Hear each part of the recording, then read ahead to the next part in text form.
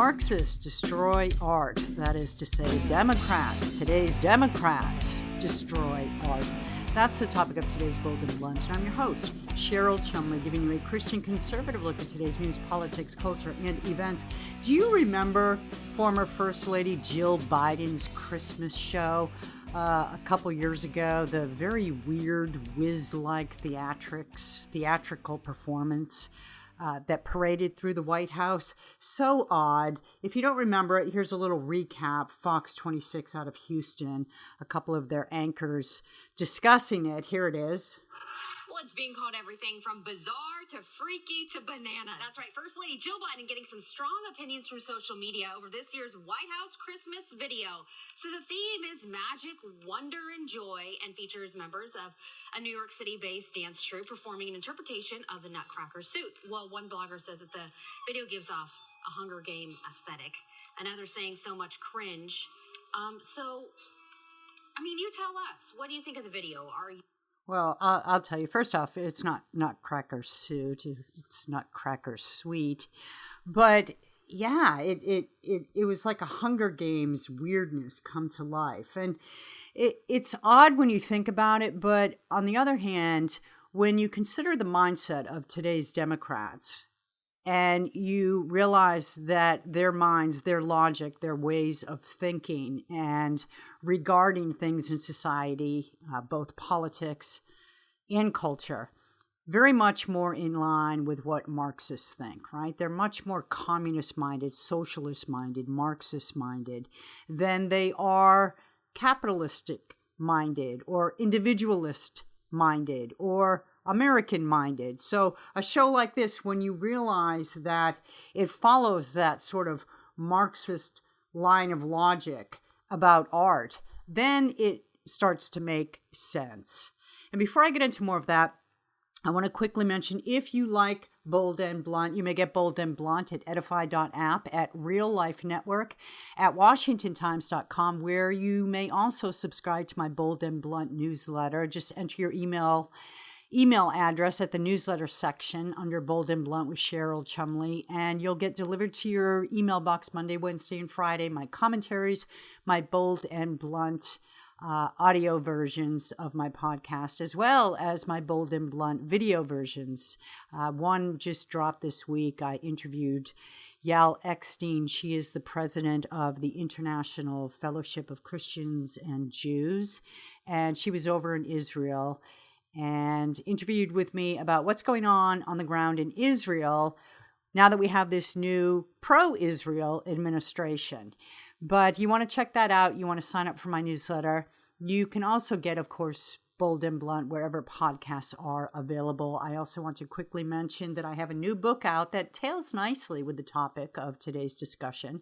It's called God-Given or Bust: Defeating Marxism and Saving America with Biblical Truths. We already did defeat a little bit of the Marxism back in November when all the Democrats were sent packing. Boo-hoo, so sad, Democrats. Well, now you're out of power. You're out of leadership roles, and we're getting America back to a little bit of sanity, including in the cultural world, in the arts and entertainment world, at least a little bit that's under the publicly funded venues.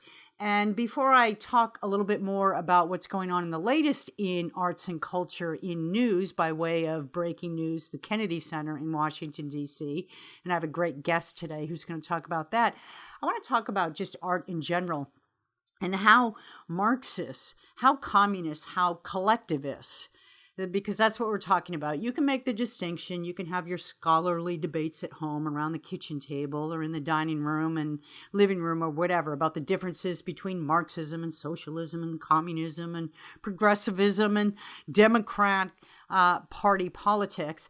You can have that debate, but in the end, what you're doing is basically showcasing that all these isms are under one umbrella called collectivism, where the individual exists solely to benefit the state, to benefit the collective.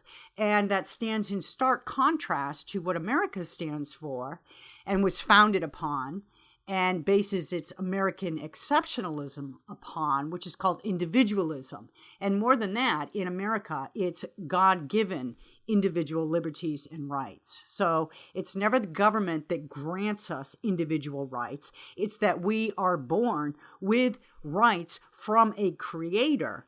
And from that truth comes the idea, the governing structure of individualism, of a government that exists solely to preserve and protect what rights we already get from the creator. And so Marxists, communists, socialists, progressives, and the Democrat Party of today don't recognize that. They think that's radical. And what they adhere to is something called collectivism. And what Marxists do, under the idea of promoting the greater good of the state, is they take from Peter to pay Paul. They believe in total equity for all. That's not equality. It's not the same as equality. It's equity. It's all this DEI. It's all this wokeism. But if you look at the art world, and you look at some of your communist nations out there and you consider some of their architecture and you compare that to some of the beautiful architecture that other nations not born and bred and subdued by communism bring forth, you can see that there's a very different ideal of what constitutes art to Marxists, to collectivists, versus what is art to the rest of the world. And bluntly speaking, Marxism destroys art. That's not just me saying this. I found a video that is hosted by a guy named Joel Pelsu. I think I'm butchering his last name, but it's P-E-L-S-U-E. And he is the president of Arts and Entertainment Ministries. And as part of that ministry, he talks about how art that is done in a godly way comes at the artistic endeavor from a place of love, from a place of inspiration, from a place of spiritual beauty, trying to reach for the highest, to represent the beauty in one's soul, in the very soul that God has designed and given at birth, right? So it's all about showcasing the love in one's soul. But Marxists look at art as a show of hate, basically. They hate the idea of patrons helping to foster artistic endeavors by paying for artists to develop art, right? Giving them the time they need through monetary donations so they can develop their art. They hate the idea of that because, of course, patrons are wealthy. And in a Marxist society, there is no such thing as a wealthy individual. They're already evil because they're only wealthy because they have exploited those with less financial means. So in a Marxist world, all patrons would be tossed to the side. All patrons are evil. Their money would be physically taken from them and distributed among the people. And also, the idea of art representing beauty, representing what's in the individual soul, an individual expression, that is an evil in a Marxist mindset as well, because of course, that's selfish of you. If you believe that you are created with a special artistic gift that is different, distinct, and special, right, from anyone else's, a skill, a talent given by God, then that sets you in the warpath of Marxists because they don't believe in the soul, they don't believe in God, they don't believe in special skills and talents given to one. And if one does have a talent and skill, then that special talent and skill must quickly be put to use for the greater good. So if you're an artist in Marxist thinking, then your artistic endeavors must all be expressions of political struggle, of class struggle, of showing how the wealthy exploit the not wealthy. It's all about representing the political struggle that Marxists constantly live under in their world, and they want you to live under it as well. And let me just play a little bit from this video, How Marxism Destroys Art, YouTube, July 28th, 2021, Arts and Entertainment Ministries. Here is Joel speaking a little bit about the patron side and how Marxists want to destroy any sort of patronage of arts. Marxism demonizes patronage. If you're a Marxist, there goes any hope of a patron or an angel investor. Marx would have you destroy their homes before you take their money. First of all, anyone who has the money to be a patron must have, by definition, acquired their money by oppression, theft, or fraud. These are the people you're supposed to hate. This is why Marx made it clear that in a society like ours, all art should be activist art designed to attack and overthrow the elites. Well, that's not very inspirational, is it? To just look at constant politicized art. I suppose in the cartoon pages, we like to look at political art. We like to look at, a cartoon here or there that pokes fun at our political leaders. But to elevate all art, or not elevate, to classify all art, to make use of all art as political struggles, as class warfare, fill a museum with that type of art. What a depressing, dark, depressing thought, to go to a museum to look at art like that. But there's more. Marxists also destroy art because they don't believe that capitalism works. They think that the government must have its fingers, its boot, really, in all economic transactions, and that includes the art world.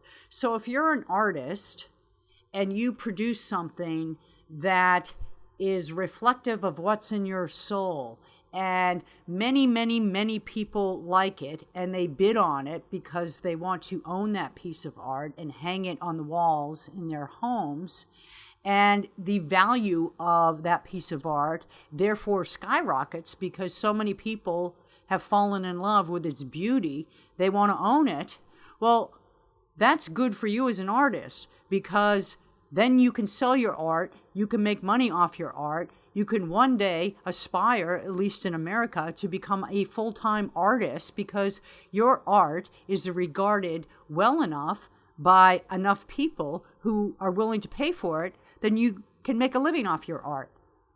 Well, no, not so fast, say the Marxists out there, those in the Democrat Party, for instance, because if you're making money off your art, well, that's not fair to the artists who aren't making money off their art.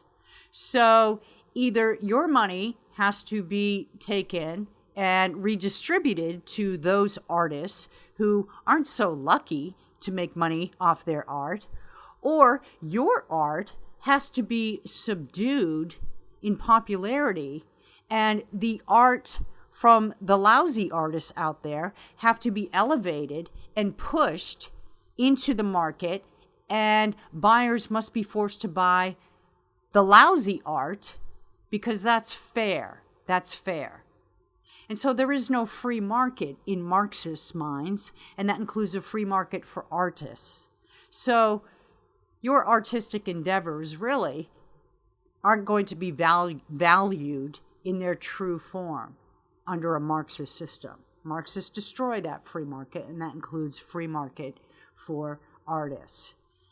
So it ultimately results in the art world under a Marxist system, under Democrat control, modern-day Democrat control, is quality doesn't matter.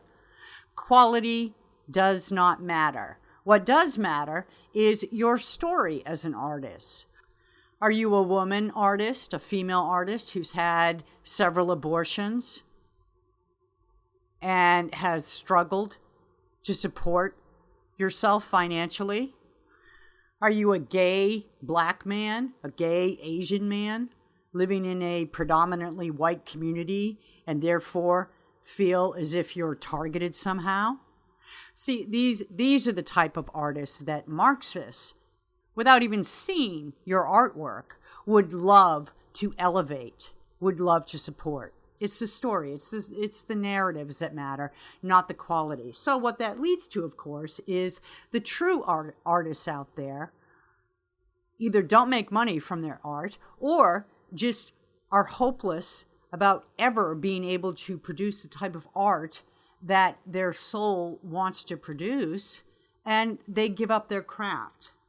So back to Joel. He makes a couple other good points I just want to play real quickly. Here he is again. Marxism destroys creativity. When all art must serve a political ideology, everyone loses. But the greatest loss is for the artists.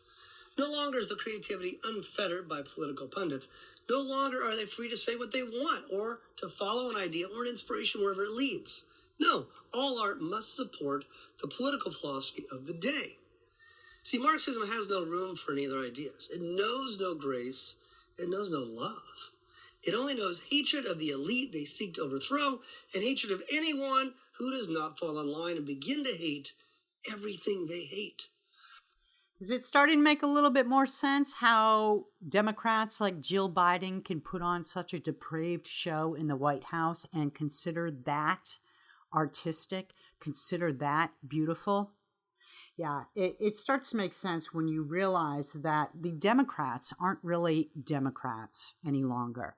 They have gone so far down the road of Marxism, communism, socialism, that their judgment in their own minds has been clouded. And what is normal and beautiful and inspirational, they see as abnormal and ugly and depressing. And so they do a 180 on that, and anything that's dark and divisive and ugly, they want to elevate and turn that into beauty. It's about flipping norms. It's about uprooting traditions. It's about throwing out the commonly accepted and ushering in the depraved, the no-holds-bar type of living, the chaotic situation, the chaotic type of living. Because in chaos, big government thrives. They can come in, swoop in, and claim to be the savior of the chaotic situation that they themselves have created. So why culture? Why art? Why am I discussing Marxism destroys art today? Well, the Kennedy Center has been in focus lately. The Kennedy Center is one of the premier arts centers in the nation. It's in Washington, D.C. It's a huge venue, and it has been corrupted by this Democrat, Marxist, collectivist, communist ideology in recent years. And we're getting shows in the Kennedy Center, or we were getting shows in the Kennedy Center that elevated drag queens, right? Drag queen performances and sick things like that you wouldn't want your kids to see or be influenced by. And yet these are the type of shows at the Kennedy Center, which is in large part funded by tax dollars and by patrons and by corporate sponsors.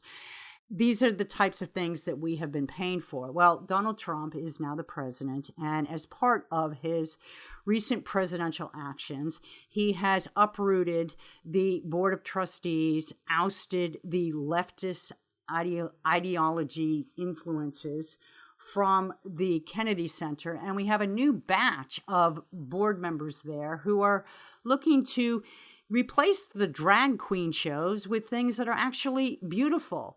And I find this very interesting because it's part of the Democrat mindset nowadays to just put forth the ugliest in art and claim that art. And if you're somebody who calls that out as just disgusting or not art, then you are the one who is intolerant. So yay, Kennedy Center. Maybe I'll go up there now and see a show now that I don't have to sit there through drag queen performances. But in the meanwhile, I have a guest today who has been studying this issue for some time, and he's really honed in on President Trump's recent actions on the Kennedy Center. And he also believes that this is a story that is sort of fallen by the wayside, but it really does have cultural significance for the entire nation at large. Zachary Marschall, he is the editor-in-chief of Campus Reform, and he's here to discuss what's going on in the arts world in Washington, D.C. Zachary, thank you so much for being here on Bold and Blunt. So great to have you here. It's great to be back. Yeah, it's been a while. So I want to talk about what's going on with the Kennedy Center because I think this is one of those stories that has great significance, but it's kind of falling under the radar. So give the rundown what's taking place. You're absolutely. This has really fallen under the radar given all that's happening. What happened is in February, President Trump announced that he was going to get rid of the Biden-appointed trustee members of the Kennedy Center, which is the premier performing arts center in Washington, D.C., and replaced them with his own picks. And then after that happened, the following week, the new board installed him as the new chairman of the Kennedy Center, and he replaced a Biden ally who had been running the Kennedy Center for years. This has been a very big deal in the arts community in D.C. and also nationally, especially with theater and with musicians. President Trump is really pointed to the drag performances that are being targeted to kids as his motivation for this, as well as all of the far-left ideologies that were being infused in the Kennedy Center, not just on stage, but also in the people who are being tapped as leaders, the people who are being honored at the Kennedy Center Honors, which happens every December, and all the programming and initiatives they do in Washington, D.C. President Trump felt that if America is going to fund the Kennedy Center with taxpayer money, it should only be funding work that is the best work and the best art, and not these far-left ideologies that make people proclaim their adherence to Black Lives Matter or to gender ideology. So this has really caused a huge stir in the arts and culture field here, and I think it's a great thing for President Trump to do because he is really restoring the Kennedy Center back to its founding mission, which is to make only the best art available to all Americans, regardless of their background or politics. I know art, like beauty, is oftentimes in the eye of the beholder, but isn't it odd how some on the far left take the things that are the ugliest, most deep in the mud, and they elevate those things as if those are beautiful and those are art forms? Yeah, even the popular expression is that there's no accounting for taste, but there absolutely is accounting for taste. And I think what you just said, people really sensed on a subconscious and a visceral level about a few years ago when Jill Biden had that ridiculous performing troupe at the White House. Yes. That I think people were very uncomfortable with it, and like it rubbed them on the wrong level for a very good reason. It was ugly and it was depraved, and what they were sensing was discomfort with the White House, which is a symbol of our national identity. It's the center of American power. It is putting on something that was only there because the people involved in that troop somehow conformed to the idea of what the Bidens thought America should be like. It had nothing to do with artistic excellence. And there's a direct comparison between what happened there and what's been going on for years at the Kennedy Center. If you look at their programs, their advertisements, their social justice initiatives, they are touting new artists and new things they're putting on in the realm of theater and opera and music, because the people involved are a certain ideology or they're a certain race or a certain identity. The idea that they're worthy of being put on the Kennedy Center is never really mentioned, and if it is like down below. So no one's saying there should be a litmus test for what kinds of people should be allowed on stage or not allowed on stage. What I think President Trump and his allies are saying is that if we're going to put people on stage, it's because they have to be artistically excellent and the best representation of American creativity, not because they somehow reflect what we think America should be like according to a certain political ideology. I'm glad you brought up that really weird odd and I don't know, just perverse White House Christmas display that Jill Biden had put out there. Because I just wonder, can you speak to the psychology of people? What is going on in their minds or their twisted souls to look at things like that and think that that's representative of great art or beauty? Is it something that they're doing on purpose for a political agenda, or do you think they really love this stuff? I think the best way to answer that is compare her to a much better first lady, in my opinion, which is Jackie Kennedy. So in 1962, Jackie Kennedy did a televised tour with ABC of the White House.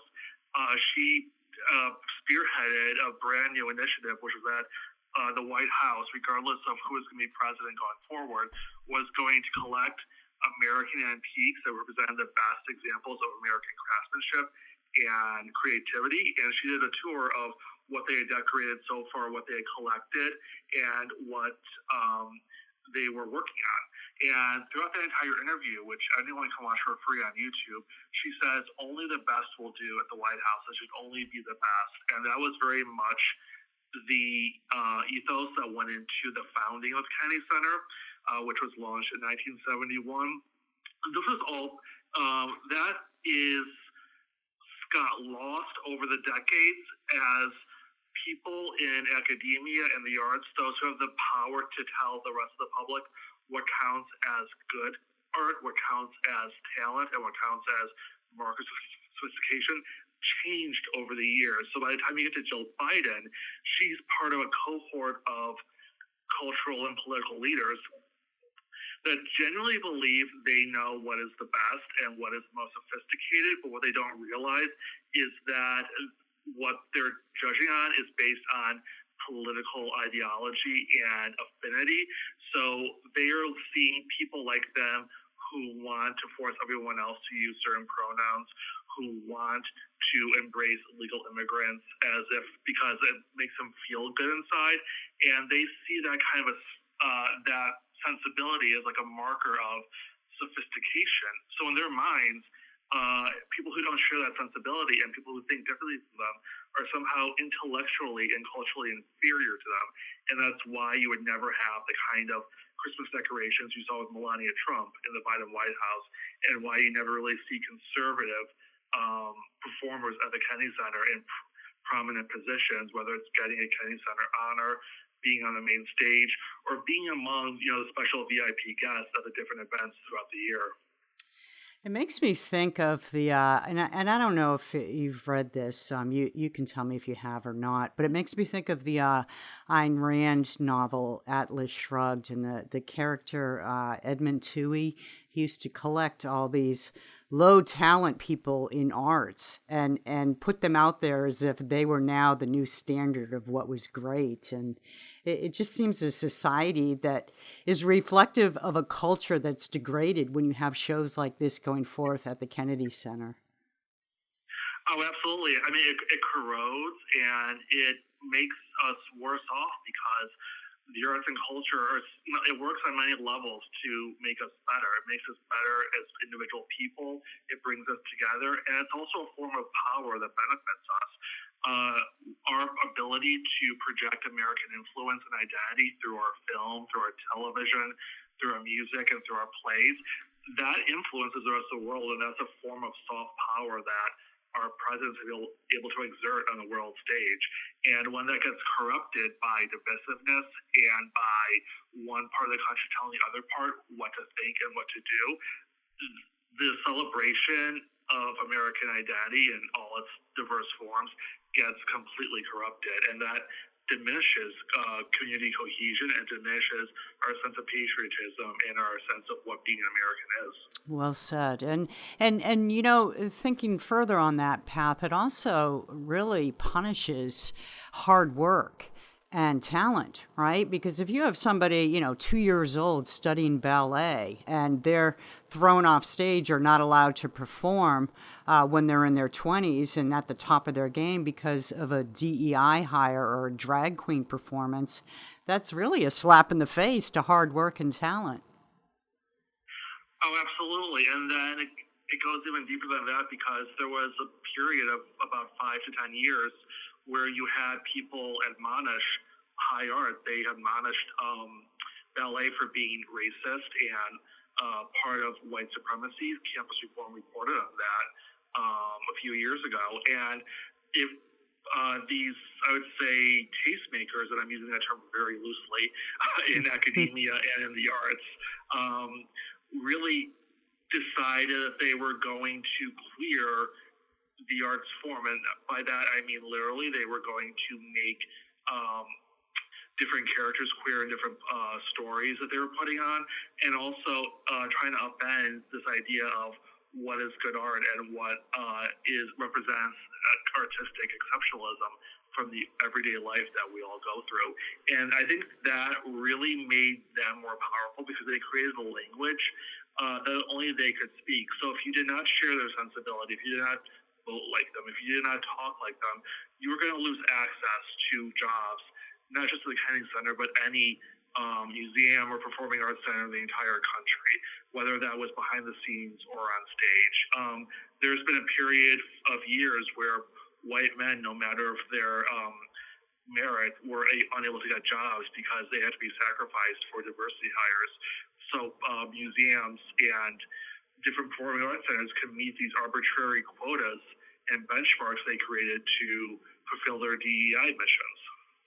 I guess it's the same type of thinking, thought process, logic, or whatever, agenda that makes us, even now today, when you go into some retail stores, you'll see, and this is going to sound, this is very politically incorrect, but just to be blunt about it, you'll see plastered on the walls 300-pound women in lingerie or swimsuits, bikinis, pictures of them, as opposed to the traditional models of, 1970s, 1980s, 1990s. Oh, absolutely. And it's kind of like, it's an inverse of The Emperor Wears No Clothes. Yes. The reason why those 300-pound models are there is because this academic idea that part of critical math studies in university classes says we can be healthy at any size, and to even tell someone they're overweight or should lose weight is a form of fat phobia. That's nonsense. We all know that the heavier you are, the more you punish your heart, the more at risk you are for a bunch of diseases that can kill you, and you're objectively not healthy. The same is true in the arts too. There's with modern opera, with different kinds of experimental theater, if you look at the programs and the web announcements of these things, it talks about the backstory of the artist. It never really mentions, though, why what they're doing is excellent or impressive. It just mentions that they struggle and they reached, they suffered adversity and they have these identities. So it's written and presented in a way by these tastemakers that make it impossible, unless you face social ostracization, for you not to say that, it wasn't really that good. A lot of the new stuff is boring and it's really not worthy of people's time. But you can't say that because you have to like it. Otherwise, you are a bigot. And I think the same thing would be true if you looked at a picture of a obese woman and said, that's not beautiful, that's just gross. Or in a comedy show, if you laugh at the wrong type of humor, right, you'll be ostracized for that. And as a result, a lot of comedians just aren't funny anymore, right? Exactly. It's really ruined the arts. And, two quick examples I think really highlight this from my own experience is I went to a murder mystery play in D.C. a few years ago, and they had a bunch of trigger warnings that were politically correct. And the sign said in part, there would be gunshot and smoke at the beginning of the second act. Oh. So, it was ruined for me right there. And the recent Star Wars franchise, which I know has been a target of, critics and fans for years, is an example of that. The lack of humor that we see in stand-up comedy is, parallels to the lack of spontaneity and surprise and authenticity we see in these films that are created by committees. I mean, there was one of everything in the Star Wars movies. It was very predictable who was going to say what and who looked like what, and that's not art. that's bureaucracy.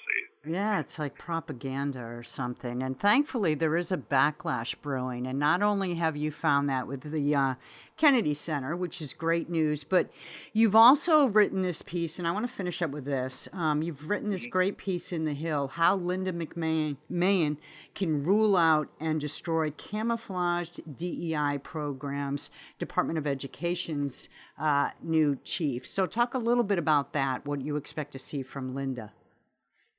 Yeah, so I think I wrote the piece in The Hill saying that Linda McMahon should create a panel of experts to help the Department of Education audit and root out DEI that still exists in colleges and universities that goes against President Trump's executive order banning it.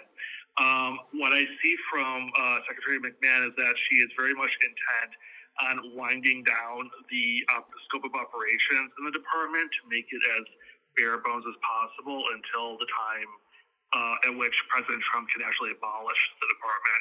So I think she's trying to work herself out of a job, and to make those goals the most effective for her, she really needs to tap experts who have firsthand experience in the academy, because the one thing the left has been very good at and is getting better at is hiding DEI in rebranded and reworded offices or initiatives.